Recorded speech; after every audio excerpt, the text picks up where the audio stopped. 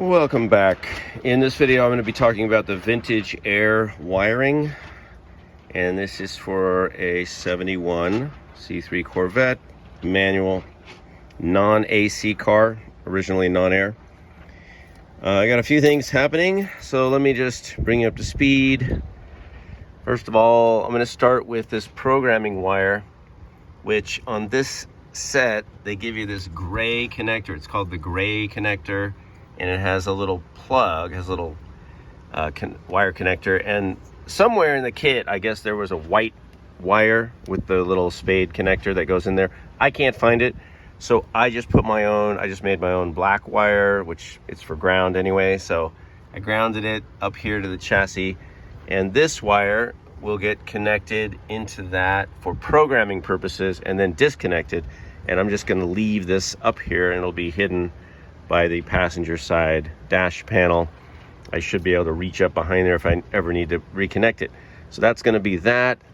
I talked about all this stuff in the last video, but what I also talked about and I had wrong, so I'm going to correct that in this video, is the tan wire, this one, which I had cut short because I thought this one was the programming. It's not.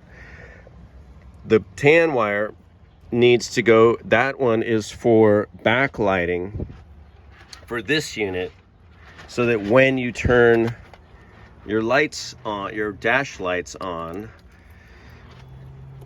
and let me see if I can do that. Yeah, you turn your dash lights on. That's what this light is for too. You turn your dash lights on.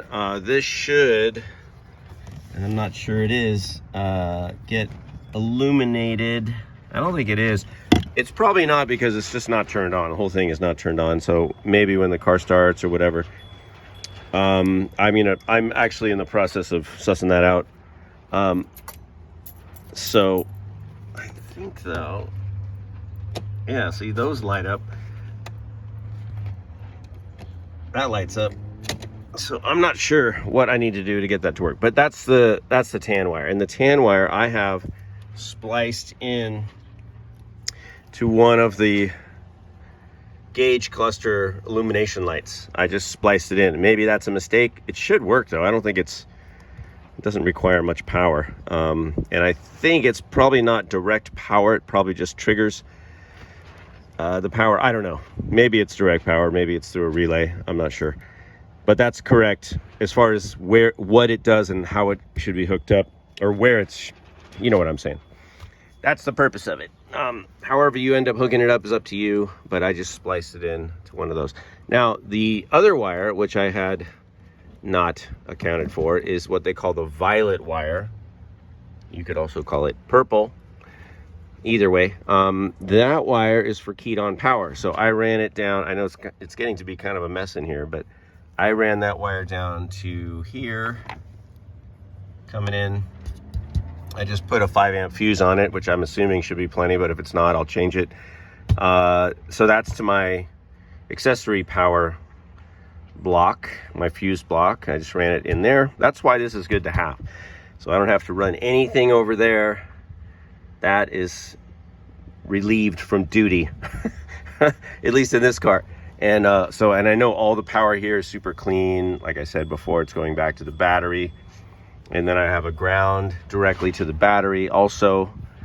So that's that.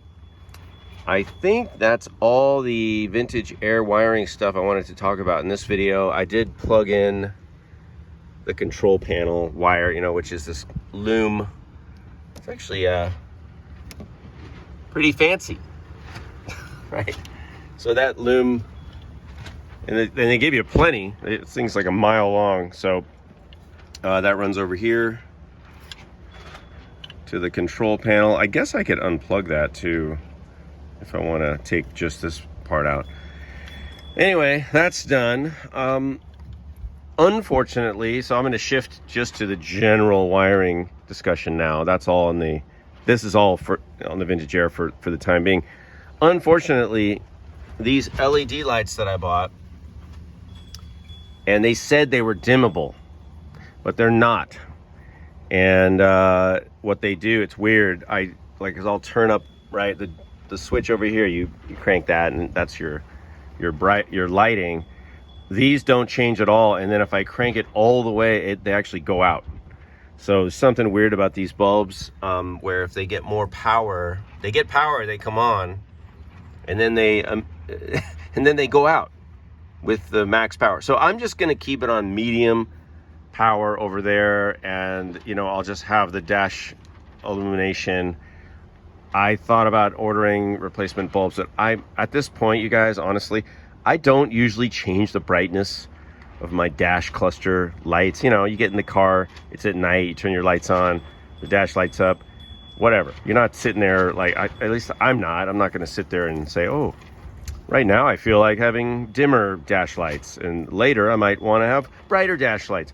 I don't do that. So I think these will work fine. They're already installed. I'm not going to go back in the back of this driver's side dash right now and change all the light bulbs. I'm just not going to do that.